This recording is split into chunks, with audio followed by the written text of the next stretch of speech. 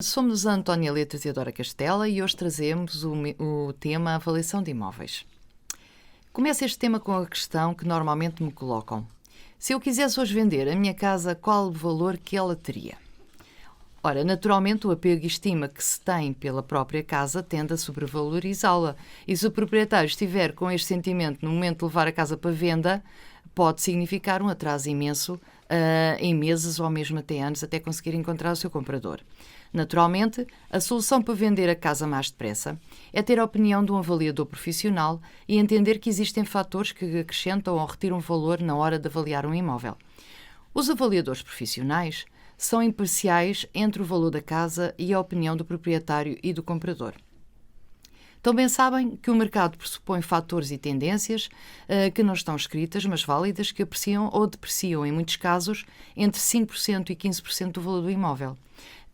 Temos essencialmente três fatores mais predominantes, mais importantes para este tipo de avaliações, que são a localização, a qualidade da construção, o interior da casa e a sua antiguidade. Naturalmente, relativamente à localização, os transportes públicos são dos aspectos mais impactantes no preço do imóvel e que terá grande peso no futuro.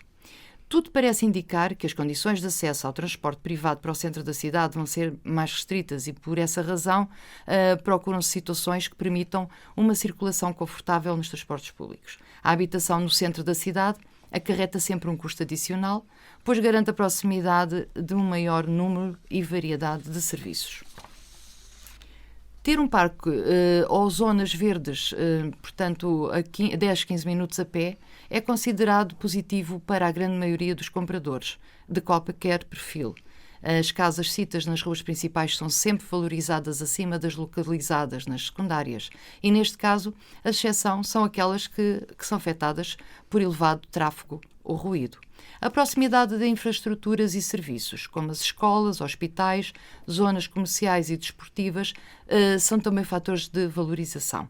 O mais comum é que o comprador procure tranquilidade, o que quer dizer que o excesso de tráfego de veículos ou pedestres, por se tratar de uma área comercial, pode afetar também de forma negativa as avaliações. A falta de coerência socioeconómica não favorece as vendas, principalmente quando está acima do standard social do bairro. Se, por exemplo, uma casa mais modesta estiver localizada nesse mesmo bairro social, mais ambicioso, pode ser favorecida.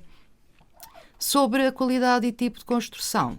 Quanto melhor for a qualidade do edifício e dos seus acabamentos na fachada e áreas como a porta, elevador ou escada, trará bastante valor. A garagem é também um dos fatores que geralmente acrescenta valor, até porque é bastante procurado, nomeadamente se houver dificuldade de estacionamento na via pública. A melhor forma de avaliar é saber o preço de uma casa na zona, para poder fazer a tal comparação. Um prédio que ofereça serviços comunitários acima da média é sobrevalorizado. Por exemplo, uma comunidade com piscina no centro da cidade pode aumentar o preço entre 5% e 15%. Edifícios com proteção especial, normalmente, é uma amostra de exclusividade e uma qualidade acima da média devido à sua arquitetura, antiguidade ou história. Por isso, pesa favoravelmente. A certificação energética, do ponto de vista da avaliação profissional, quanto maior a classificação, maior o valor.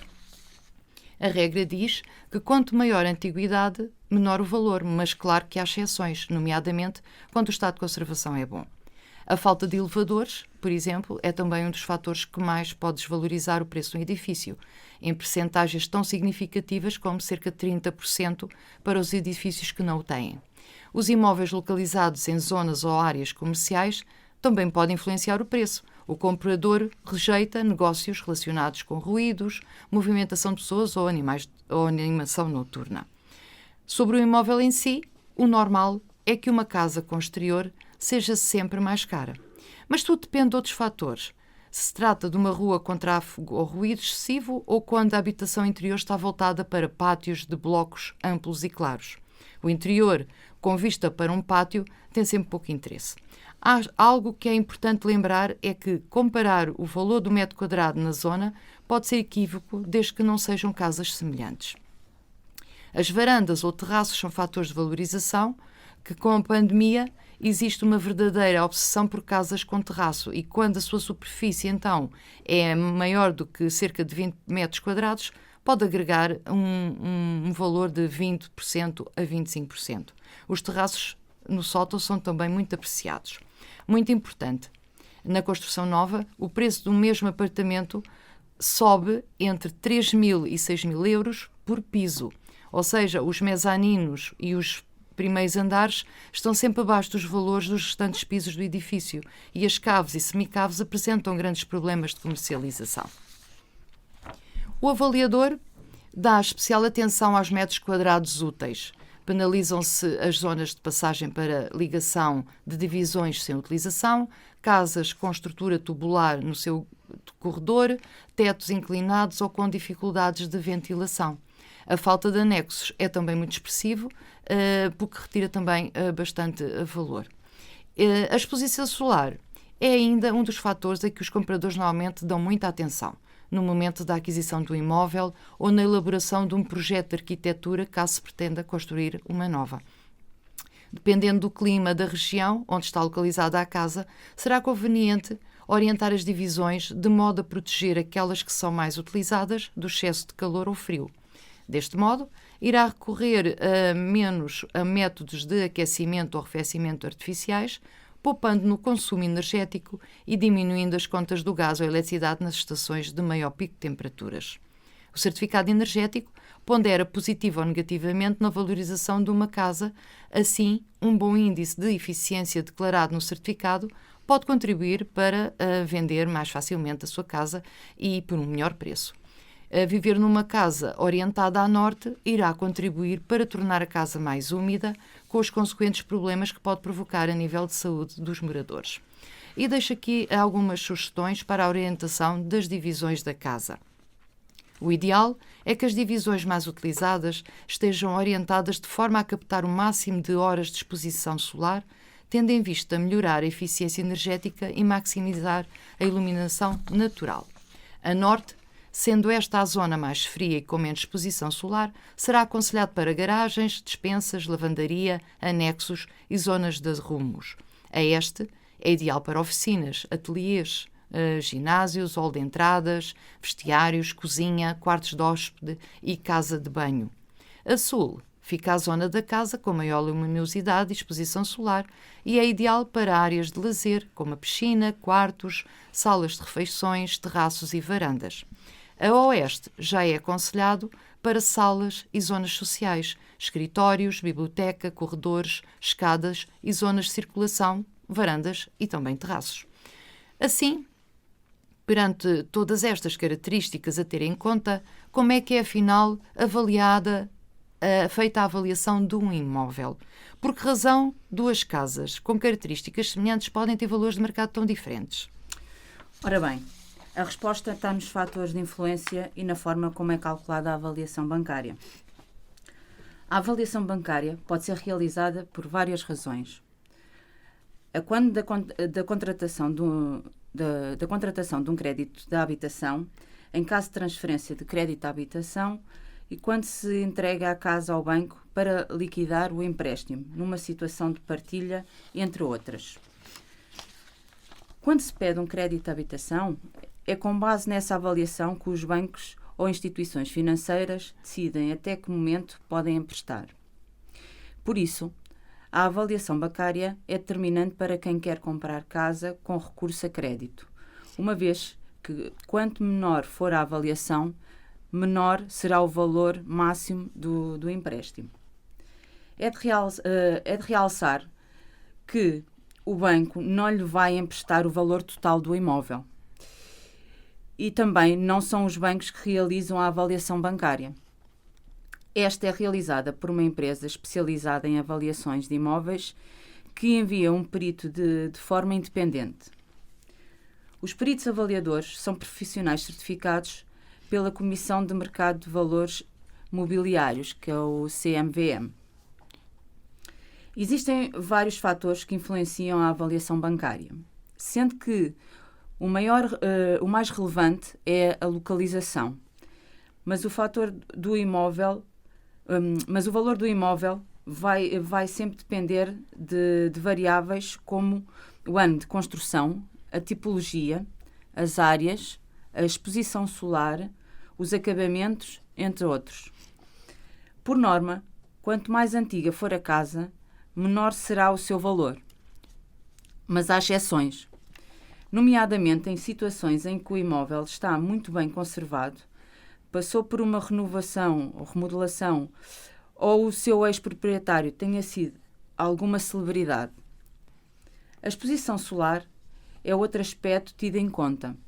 Uma casa com boa exposição solar é, por norma, mais valorizada. A iluminação da casa também vai depender da arquitetura. A ideia a reter é, quanto mais luz tiver, maior o seu valor. A tipologia do imóvel e as suas áreas também são consideradas no cálculo. Uma casa com 3 quartos valerá sempre mais do que uma casa apenas com 1. No entanto, aqui as áreas são fundamentais. Se a casa tiver boas áreas, mesmo com poucas divisões, pode haver de imediato uma valorização do preço no final do mercado. Para o cálculo é feito um processo de homogeneização das várias características de comparação com a tipologia, a idade, o nível de conservação, as vistas, a exposição solar, os acabamentos, entre outras, e é aplicada uma fórmula. O valor de mercado do imóvel é obtido através da multiplicação do índice de valor por metro quadrado por zona pela área do metro quadrado por zona pela área da construção da habitação. O índice de valor por metro quadrado resulta da análise estatística efetuada sobre uma amostra de valores transacionados na mesma zona e deve considerar imóveis com as características similares ao objeto da avaliação. No final, o perito emite um relatório técnico que servirá de garantia ao banco ou à instituição financeira. O cliente também deve ter acesso a este documento, pelo que deve receber um duplicado do relatório. O valor difere muito de avaliador para avaliador? Pois bem, a avaliação do imóvel não é uma ciência exata, uma vez que se trabalha com essas estimativas, dados estatísticos e a atribuição de ponderação a diversos critérios que muitas vezes estão dependentes da experiência de cada um, conhecimento e sensibilidade do perito avaliador. As avaliações podem diferir de perito para perito, pois depende do conhecimento individual que cada perito tem dos valores de mercado da zona onde se insere o imóvel. Em zonas onde o mercado se encontra mais ativo, as divergências tendem a ser minimizadas e isto vice-versa, não é? No entanto, se tivermos perante 2 ou mais avaliações ao mesmo imóvel, é necessário haver um grau de convergência no valor. De forma geral, não são validadas avaliações imobiliárias que divergem entre si mais do que cerca de 20%. Entretanto, pode pedir uma nova avaliação? Sim, nos casos em que seja necessário renegociar os créditos hipotecários e perceber que a relação entre o valor do empréstimo e o valor do imóvel possa melhorar. Mas, também, se não concordar com a primeira avaliação, pode apresentar uma reclamação ao banco devidamente fundamentada a pedir uma segunda avaliação. E já agora, quanto custa uma avaliação? Pois bem, o custo da avaliação depende se esta é solicitada através de uma entidade bancária ou diretamente pelo próprio cliente. Por exemplo, a avaliação de um apartamento com 2 quartos pode oscilar entre os 120 e os 300 euros cada.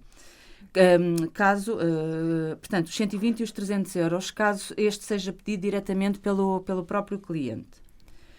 Quando a avaliação é pedida pelo banco, em processos de crédito à habitação, O custo surge em forma que comissão bancária. O valor da comissão é fixado pelo banco. Este custo ronda atualmente os 230 euros. Para se proceder à avaliação, existem alguns métodos, nomeadamente o método comparativo do mercado. Tal como o nome indica, o valor do imóvel é atribuído através da comparação com imóveis semelhantes. Este método baseia-se no conhecimento do mercado local e dos valores das transações dos imóveis semelhantes que está em análise. Para que o cálculo seja o mais fiável, terá de haver uma recolha significativa de informação do imóvel à venda ou de imóveis que já foram vendidos. É um método fácil de utilizar quando há muita informação disponível no mercado. Recorrer ao valor metro quadrado através da média dos imóveis utilizados na amostra. Temos também pelo método do custo, que este é utilizado em mercados onde a informação é escassa ou o imóvel que se pretende avaliar é de uma tipologia pouco transacionada e que requer uma análise mais cuidada. E temos também pelo método do rendimento, que consiste em calcular a renda ou o rendimento que um imóvel pode gerar. Por exemplo, rendas habitacionais e comerciais. Para este cálculo, temos de ter em conta a taxa de capitalização, que é obtida através da relação entre os rendimentos gerados pelo imóvel anualmente e o valor do imóvel ou através de imóveis comparáveis. E também calcular a taxa de correlação.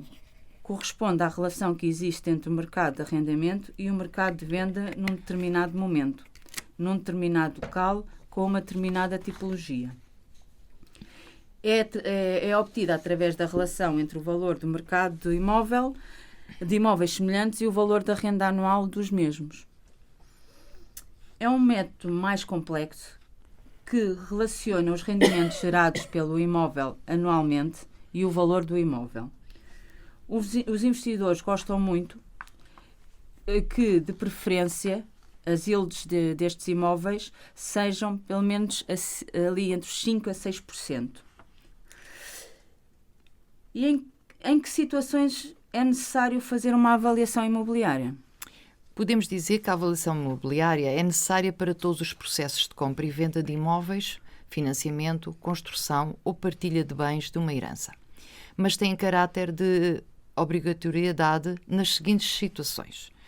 Se estivermos a falar no âmbito de um processo de investimento, no âmbito de uma avaliação patrimonial de uma empresa ou particular, na avaliação exigida por uma entidade seguradora, heranças ou partilhas de imóvel, no âmbito de um processo judicial, num processo de crédito para a compra ou construção do imóvel e por motivos fiscais.